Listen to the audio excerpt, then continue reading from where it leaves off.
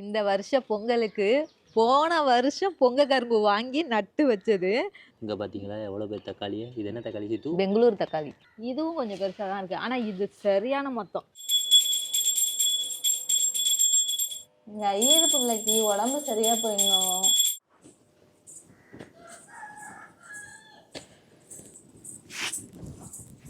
ஏண்டி காலையிலே அவங்க பண்ணாங்க ட்விஸ்ட்டு, இப்போ நீ பண்ண போறியா ஏதாவது? காலையிலே என்னாச்சுன்னு பார்த்தீங்கன்னா, நாங்கள் சீக்கிரமாக எழுந்திரிச்சு போகி கொண்டாடலான்னு எல்லா தேவையில்லாத பொருள்லாம் கொண்டாந்து எரிக்கிறதுக்காக வந்துட்டேன். பற்றவும் வச்சுட்டேன். வெளில இருந்து ஒருத்தவங்க இன்னைக்கு போகி பொங்கலா அப்படின்னு நான் ஷாக் ஆகிட்டேன். ஐயோ, திரும்ப ஓடி போய் கேலண்டரை பார்த்துட்டு வரேன். செல்லுலலாம் டேட்டை பார்க்குறேன். வினோட செல்லையும் வச்சு டேட்டை பார்க்குறேன். ஐயோ, நம்ம செல்லில் தான் தப்பாக இருக்கும் அப்படின்னு சொல்லிட்டு அதுக்கப்புறம் தான் திருப்தியான இன்னைக்கு போகி பொங்கல் தான் அப்படின்னு சொல்லிட்டு அதுக்கு கூப்பிட்டு போகிறாங்க காலையே. ஹேமி ஃபேமிலிஸ் எல்லோரும் எப்படி இருக்கீங்க? நல்லா இருக்கீங்களா? எல்லாருக்கும் ஹாப்பி போகி பொங்கலுங்க. ஸோ இன்றைக்கி காலையிலே ரொம்ப நேரமாக எழுந்திரிச்சிட்டு போகியை கொண்டாடிட்டு அதுக்கப்புறம் நம்ம இதெல்லாம் க்ளீன் பண்ணிவிட்டு கோலம் போடலான்னு சொல்லிட்டு ஃபஸ்ட்டு தேவையில்லாத பொருளெல்லாம் எரிக்க வந்துட்டேன். சின்ன சின்ன கஷ்டங்கள், துன்பங்கள், ஏதாவது பழைய விஷயங்கள், தீய எண்ணங்கள்லாம் இருக்கும் பார்த்திங்களா, அதை எல்லாத்தையுமே இந்த அக்னியில் போட்டு எல்லாத்தையும் எரிக்கணும் அப்படிங்கிறதுனால தான் இந்த போகி பொங்கலை கொண்டாடுறது. ஸோ நம்மளோட எண்ணங்களையும் சுத்தப்படுத்தி ஒரு புதிய எண்ணங்களை உருவாக்குறது தான் இந்த போகி பொங்கல். வீட்டை மட்டும் இல்லை, நம்ம மனசையும் சுத்தப்படுத்திக்கணும். அதுக்காகவும் போகி பொங்கல் கொண்டாடுவாங்க. இன்னொன்று என்னென்னு பார்த்திங்கன்னா, மழை இந்த ஒரு கொஞ்ச காலமாக நமக்கு மழையை கொடுத்துட்ருக்கிறது இந்திரர். அவரை போற்றும் வகையில் இந்த போகி பொங்கல் கொண்டாடுறோம். மழையை பொழிய வைக்கிறதுனால தான் நம்ம விவசாயத்தை பண்ணுறோம். ஸோ விவசாயம் பண்ணுறதுனால தான் நம்ம வாழ்வு நல்லா மேம்படுது. ஸோ அதுக்காகவும் போகி பொங்கலை இந்திரருக்காக போற்றும் வகையில் பண்ணுறாங்க அப்படிங்கிறத நான் புக்கில் படித்தேன். ஸோ அதை தான் நான் உங்கள்கிட்ட இப்போ நான் சொல்கிறேன். ஸோ இந்த போகி பொங்கலே பழையன கழிந்து புதியன புகுதல். ஸோ அதுதான் இந்த போகி பொங்கலோட அர்த்தம்.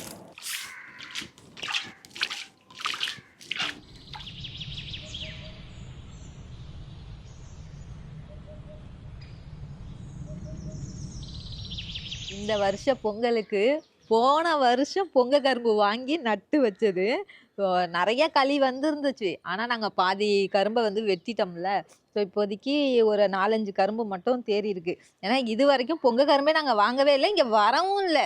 தெருவுக்கு வரும், வாங்கிக்கலாம், இதையே நம்பிட்டு இருக்க முடியாது, வாங்கிக்கலாம் அப்படின்னு தான் நினைச்சோம். ஆனால் இது வரைக்குமே வரல. போகி பொங்கல் வருது, ஆனால் அந்த சைடு அப்படியே போயிடுது. எனக்கு தெரியல. இங்கே நம்ம தெருவுக்கு வராது. ஏன்னா இந்த இடத்துல வர முடியாதுல்ல. இங்கே வராது, அங்கே வர்றது சவுண்டு கேட்கும்ல, கத்துவாங்கல்ல முன்னெல்லாம். அது மாதிரி இப்போ வரல. ஸோ இது கொஞ்சம் பெரிய வீட்டில் இருக்கிறதே போதும் நினைக்கிறேன். இன்னொரு 3 களி வாங்கினா போசிது.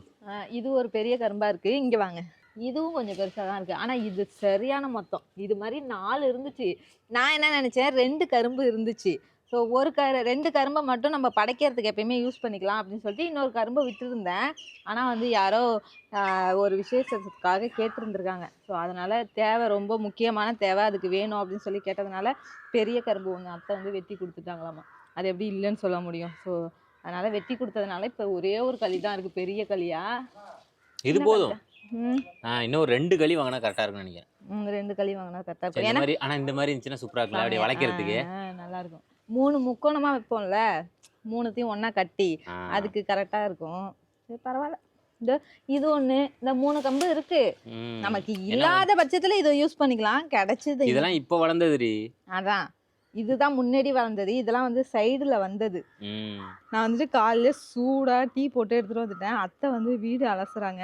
வீடு அலசிட்டு அதுக்கப்புறம் திவ்யா என்ன கேட்டுட்டான், சாம்பார் இது நாள் வரைக்கும் எப்படி வேணா வைப்பேன், அவனுக்கு தண்ணியா வைக்கணுமா, தண்ணியா வச்சு கொடுமா அப்படின்னா. சரி, இட்லி ஊற்றி சாம்பார் வைக்க போறேன். இங்க பாத்தீங்களா எவ்வளவு பேர் தக்காளி? இது என்ன தக்காளி சீத்து? பெங்களூர் தக்காளி. யார் சொன்னது? இப்படி நீட்டா வந்துச்சுன்னா பெங்களூர் தக்காளின்னு சொல்லுவாங்க. இது பெங்களூர் தக்காளியா நாட்டு தக்காளியான்னு தெரியல. அது என்ன குண்டு தக்காளி? குண்டு தக்காளி. நாங்களுமே அதை தான் சொல்லுவோம், குண்டு தக்காளின்னு.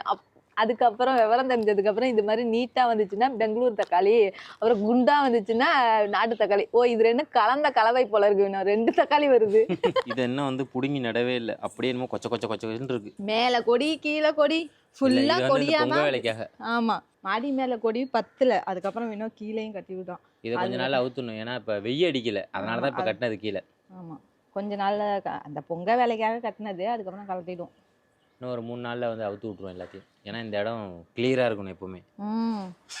இது நீட்டா இருந்தா மட்டும்தான் கொஞ்சம் எனக்கு மைண்ட் பிடிக்கும். ரிலாக்ஸ். உனக்கு பிடிக்குமா இல்லையடி? எனக்கு பிடிக்கும். நீட்டா இருந்தாதான். எல்லாருக்கும் பிடிக்கும்டா, நீட்டா இருந்தாதான். சரி சரி, டீயை குடி.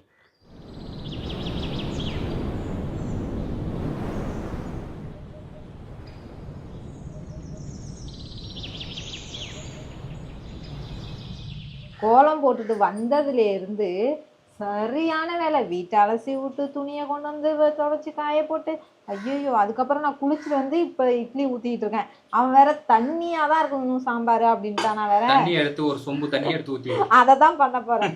எல்லாரும் திக்கா இருந்தால் தான் பிடிக்குன்னு சொல்லுவாங்க. இவனுக்கு என்னன்னு தெரியல, தண்ணியாக இருக்கணும், கொஞ்சம் காரமாக இருக்கணும், கொஞ்சம் இனிப்பாக இருக்கணும். என்ன ரகம்னே எனக்கு தெரியல. அதுக்கு நம்ம என்ன பண்ண முடியும்? அதுதான் வெள்ளத்தை போட்டு அவனுக்கு மட்டும் தனியாக எடுத்து தண்ணியை ஊற்றி வெள்ளத்தை போட்டு கொடுத்துடணும். அதான் நான் நினச்சிட்டு இருக்கேன். என்னைக்குமே எனக்கு இந்த மேட்சிங்காக வளையல் அமையவே அமையாது. திடீர்னு அந்த புடவைக்கு மேட்சிங்காக வளையல் அமைஞ்சிருச்சு.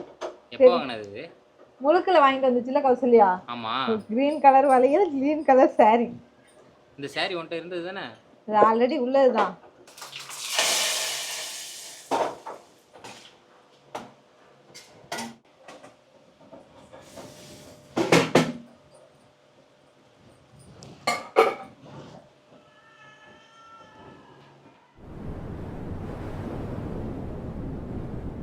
காலையிலேருந்து இன்னைக்கு ஃபுல்லாக வேலை இருந்துகிட்டே இருந்தது. ஆனால் இடையில என்ன நடந்ததுன்னு பார்த்தீங்கன்னா, நிவிக்கு வந்துட்டு உடம்பு சரியில்லை. நைட்டே வந்து ஃபீவர் அடிச்சுது.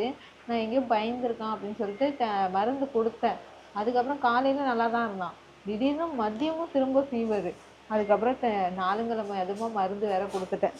என்ன பண்ணுறது, உடம்பு வேற முடியலையே, கொடுத்து தான் ஆகணும்னு சொல்லிட்டு கொடுத்தேன். கொடுத்ததும் படுத்திருக்காரு. இப்போ தான் வந்து சாமி மாடத்துலலாம் பூ வச்சுட்டு, அதுக்கப்புறம் வந்துட்டு காலையில் விளக்குன விளக்கே இப்போ தான் பொட்டு வச்சேன். சரி அப்படியே பூ வச்சிடறேன், நீங்கள் வந்துட்டு பொங்கல் வச்சிருங்கன்னு சொல்லிட்டு அத்தையை பொங்கல் வைக்க சொன்னேன். பொங்கல் வச்சுக்கிட்டு இருக்காங்க. இது வந்து நம்ம குலதெய்வத்தை, நம்ம வீட்டு தெய்வத்தை அழைக்கிறது. ஸோ அதுக்காக வந்து நம்ம வீட்லேயே பொங்கல் வைப்போம். மொதல் நாள் வீட்லேயே மட்டும் வெண்பொங்கல் செஞ்சு சாமி படைப்போம். அதுக்காக தான் எல்லாம் ரெடி பண்ணிட்டு இருக்காங்க. நான் வந்து சாமி மாடத்தை அலங்காரம் பண்ணிக்கிட்டு இருக்கேன். பிள்ளையார் பட்டியில் வாங்கிட்டு வந்தோம்ல 2 பிள்ளையார், இங்கே பாருங்க அழகாக முன்னாடி வச்சுருக்கேன். இது ஒரு பிள்ளையார் இங்கே வாங்கிட்டு வந்தது. இங்கே ஃபுல்லாகவே பிள்ளையார் தான். அதுவும் இல்லாமல் எங்கள் வீட்டு சாமி மாடத்தில் தான் வந்துட்டு நிறைய குட்டி குட்டி பிள்ளையார் இருக்கும். ஏன்னா வந்து நான் வேலைக்கு போன இடத்துலையும் சரி, நான் எங்கே போனாலும் பிள்ளையார் வாங்கிட்டு வருவேன். அதுதான் நிறைய பிள்ளையார் இருக்கும் எங்கள் வீட்டில். வீட்டு தெய்வத்துக்கு படைக்கிறதுக்கு வெண்பொங்கல் செஞ்சு எடுத்துகிட்டு வந்தாச்சு. வெண்பொங்கலில் கெட்டி தயிர் அப்படின்னு நடுவில் ஊற்றிப்போம். அப்புறம் வாழைப்பழத்தை அப்படியே பிரித்து வைக்கணும். அப்புறம் காப்பரிசி, அப்புறம் துள்ளு மாவு,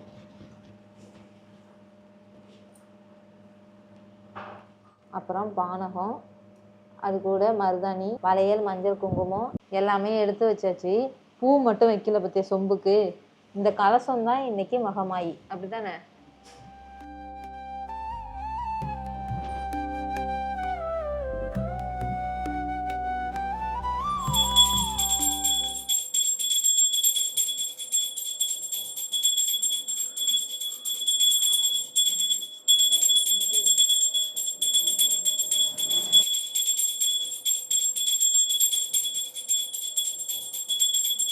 எங்கள் ஐயரு பிள்ளைக்கு உடம்பு சரியாக போயிடணும், தங்க பிள்ளைக்கு உடம்பு சரியாயிடணும்.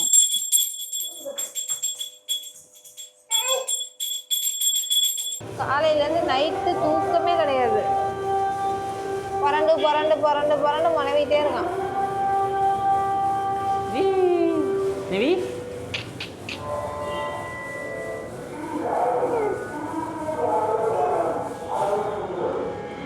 இப்போ தான் போன வெள்ளிக்கிழமை திவிக்கு வந்து முருகேறு போட்டு போனோம்.